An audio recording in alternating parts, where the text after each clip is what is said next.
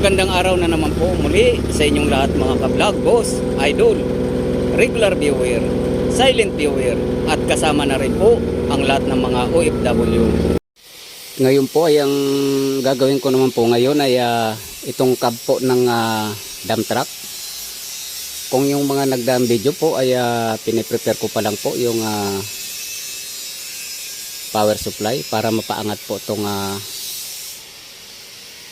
ulo po ng dump truck. Ay sa ngayon po ay dinadiagnose ko na po yung problema kung nasaan po yung nawawala na power supply. So yung mga nagdaan po ay sinusuplayan lang po natin itong socket na to, itong terminal. So ayan po.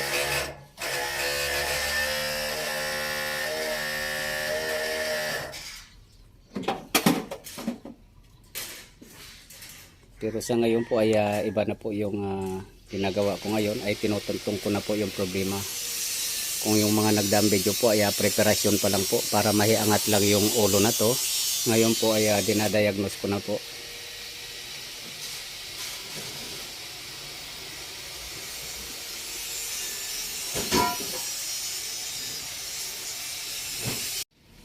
So ito na po siya. Sinaksak ko na po siya dito. At dati po ay dinadirect lang po natin yung supply dito para maiangat lang. At hindi po natin nagagamit to. So tinuntong ko na po yung mga wire dito.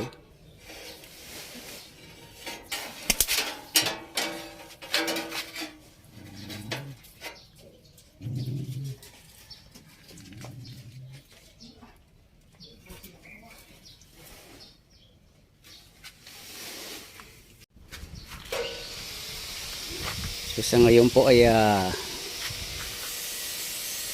pwede na po natin gamitin to. Pero hanggang dito baba pa lang po tayo sa pinadiagnose ko.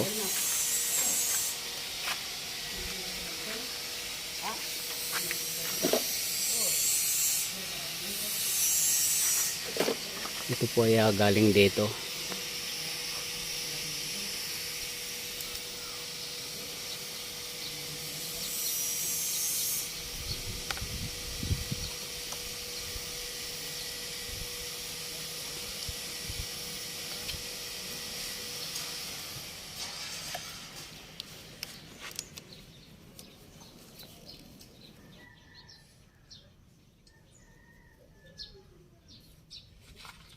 So ito naman po, natuntong ko po yung linya doon sa may switch. At wala po naging problema dyan. Dito, yung switch po na to ay okay po siya. So ito po, sinuplayan naman po natin to.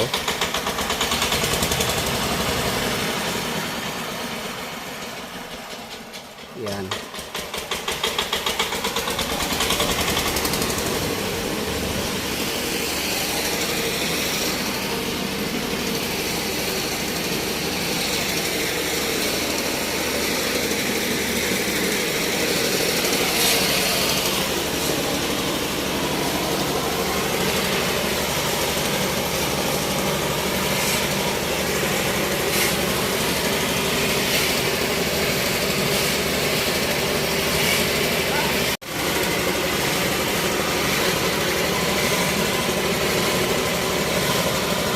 Ayan po, so supplyan natin to.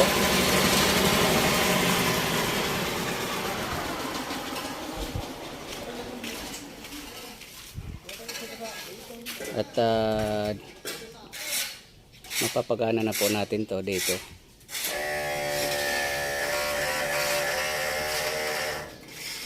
Okay. Ibabain po natin ng konti.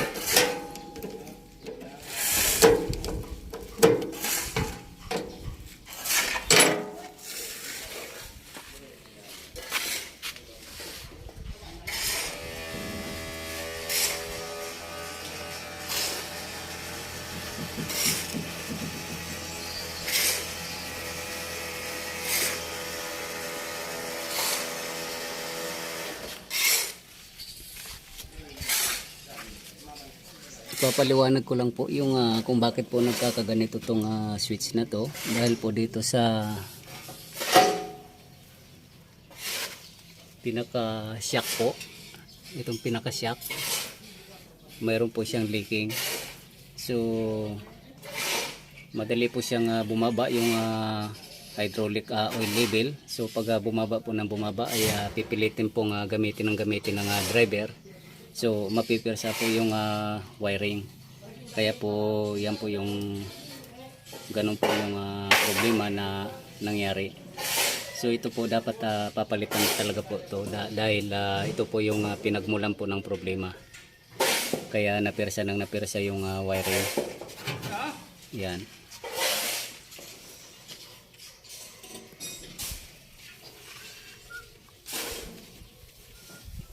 So pwede naman pong pagtsatsagaan to para hindi mapirsa yung wiring, pero dapat po updated po tayo mag-top up ng hydraulic oil dito para hindi po nahihirapan yung motor.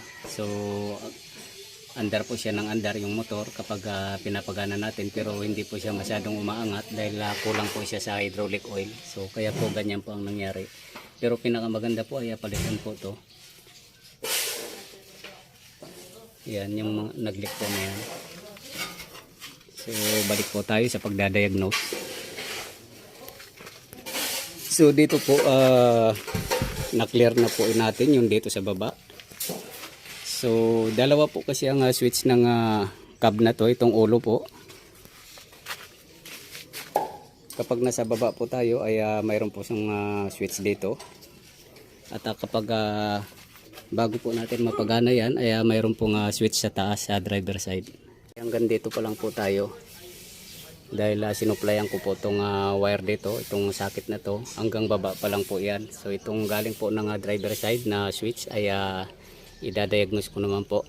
So itong dito po ay tapos na po dito. Yan, wala na po naging problema sa baba. So itong supply na lang po na galing doon sa taas. So yun naman po yung idadiagnose natin.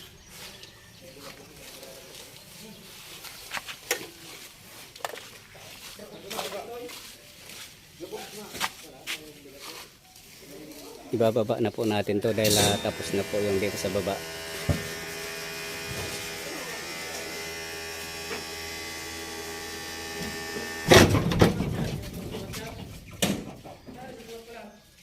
So ito naman po yung pinaka main switch ng cab na to. Yung nasa baba po ay hanggat hindi po natin i-switch on to ay hindi po natin hindi po natin magagamit yung switch sa baba dahil ang pinaka main power supply po ay galing po dito. Bali naka-series po tong supply na to papunta doon. So hanggat hindi natin i-on to, hindi po gagana yung switch na yun. Dahil ito po yung pinaka switch po ng driver. Kapag naka-off po to at hindi po natin i-on to, hindi po natin mapapangat yun. Kailangan po natin i-switch on to. So ito po yung idadiagnose ko ngayon dahil yung nasa baba po ay okay na siya. Yung motor po okay, yung switch okay, yung wiring okay. So yung wiring na lang po na magmula dito hanggang dyan po sa harapan po. So ito naman po ang idadiagnose natin kung okay po ba to.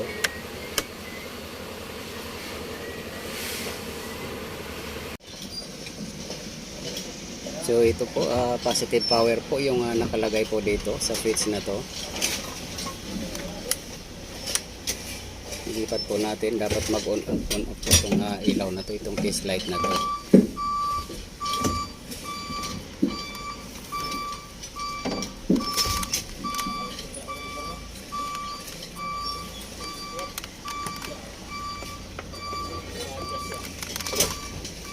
Ayan.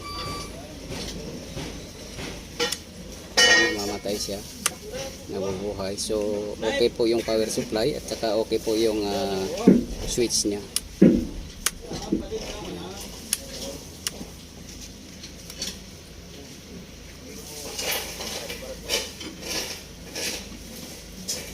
So ito pong switch na to ay wala po siyang problema at yung supply. So pero itong supply po na to ay wala pong nakakarating doon sa may harapan po na sa harapan po ng mga terminal. So ito po dapat ay makakarating doon, so kaya po hindi po gumagana yung switch sa baba. So ito po ang gagawan po ng paraan para makarating po doon sa mga terminals po doon sa baba. Hanggat hindi po nakakarating itong supply na to papunta sa baba ay hindi po gagana yung switch na ginagamit po doon sa baba. So yan po yung chichikin po natin ulit sa baba kung mayroon po ba siya. Kasi itong dito po ay chinik natin ay okay siya, may power supply. So ito na lang po ang kailangan natin paganahin para gumana na po silang parehas. So ang gagawin ko po dito ay magbabago na po ako ng wiring dahil mahirap na po tuntunin yung nasira na wire na yon dahil nga po sa napuwersa po mula nang nawala ng hydraulic yung hydraulic pump motor.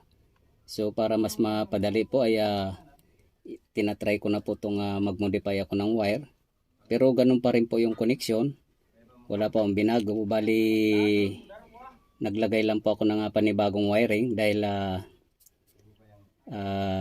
kaysa mahirap pong tuntunin yon, tatagal po yung oras. So ito po i-try po natin. Yan, patay po siya. Bubuhayin po natin yung switch. Yan. So dapat po sa baba po ay gagana na po siya. Dahil inon ko na po itong pinaka main switch ng cab. Ayan po. So kapag pinatay po natin yan, so hindi po natin mapapagana sa baba. So ito po ay itatry na po natin para matapos na po. Yan. Naka-on po siya. Dapat gagana po yung switch sa baba. Kasi dalawa po talaga ang design ng switch na to. Puntahan po natin sa baba. So ganito na po yung mangyayari na to. Itong wire na to galing po doon sa switch na yon, pero hindi po ganito ang forma. Bali nilagay ko lang po ng testing, pero pag gumana na po ay ilalagay ko na po dyan sa loob, nakatuntun po sa loob na hindi po dangling wire. So testing po natin, dapat may supply po to. Ayan po. So ibig sabihin po diretso na po doon sa isang switch to. Mapapagana na po natin tong switch na to. Ayan po, pansin nyo po umuugong.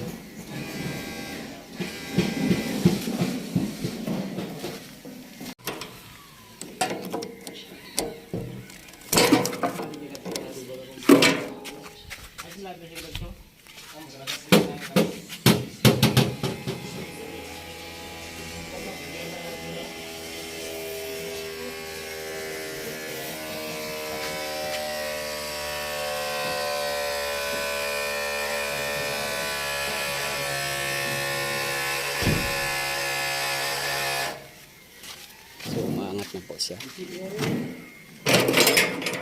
Baba natin ulit.